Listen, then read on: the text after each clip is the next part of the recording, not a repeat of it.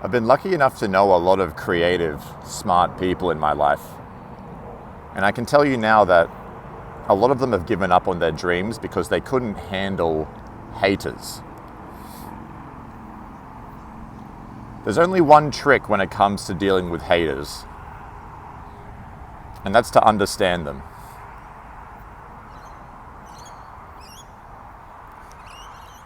Language is a beautiful thing, but it's allowed a lot of trickery. And I can speak on this because I've been a troll before when I was a teenager playing World of Warcraft. You can be a miserable, insecure person. And before language became a thing, you couldn't really hide that. You walk around looking insecure and bitter and angry, looking to hate on someone. People can tell and they can just shrug you off. You know what I mean? But then language came into it. And now you can just say things that do not reflect how you feel.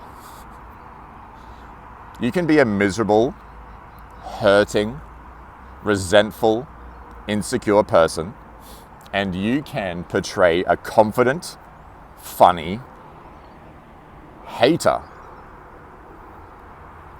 And you can say all types of things. One trick you'll notice when it comes to haters is they'll use a lot of laughing emojis. They'll say, laugh out loud, laughing my ass off. The number one thing that you learn as a troll is to pretend that you're the happy one, to pretend that you're laughing, to pretend that you're having a good time. I'm here to tell you the truth, that there's not a single hater who has ever lived who was genuinely happy with themselves and with the world.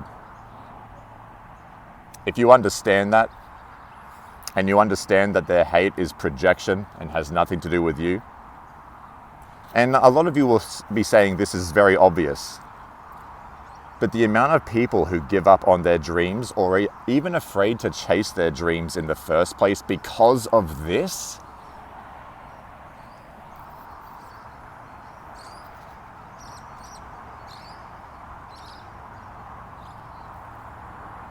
sometimes people will call you out for stating the obvious, but if you look around the world, how many obvious things have we forgotten?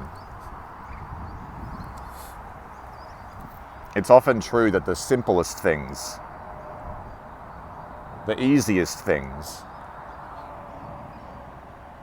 the most basic things are the ones that we forget. Because the mind is complicated. The mind has no time for simple things. Simple things are stupid, right? But then you'll go off and give up on a passion because of a hater.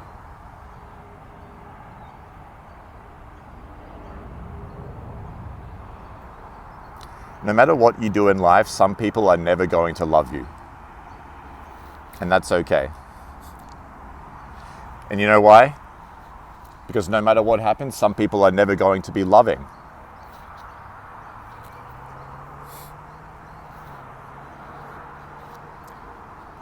There are people out there who are suffering and who are experiencing a lot of hatred.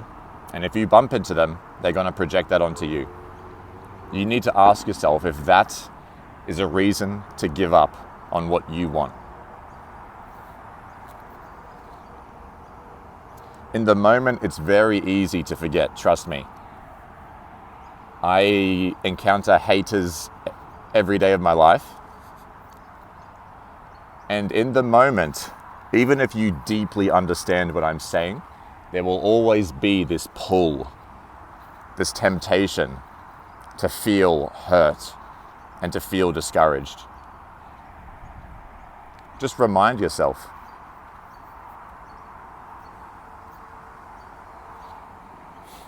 It has nothing to do with you.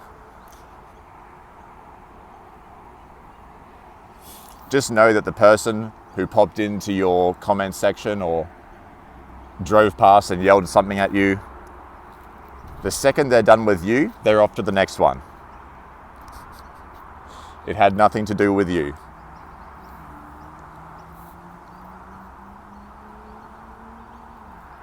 And even though it's not nice to say, a lot of us are haters. If you really think about it, you needlessly hate on a lot of people. You don't always say it to their face, but hatred is very, very normalized, especially in Australia. If you bring up anyone, any public figure, anyone who's chasing a dream, who's putting themselves out there, who's being themselves, there will always be people in your friend circle who will immediately indulge in telling you how much they hate that person, how it pisses them off, how they're so cringe. Unfortunately, it's very, very normalized, and we don't see an issue with it until it's thrown back on us. So I would encourage you all to also check yourselves. Don't give up on haters. Don't give up on yourself because of haters. It has nothing to do with you.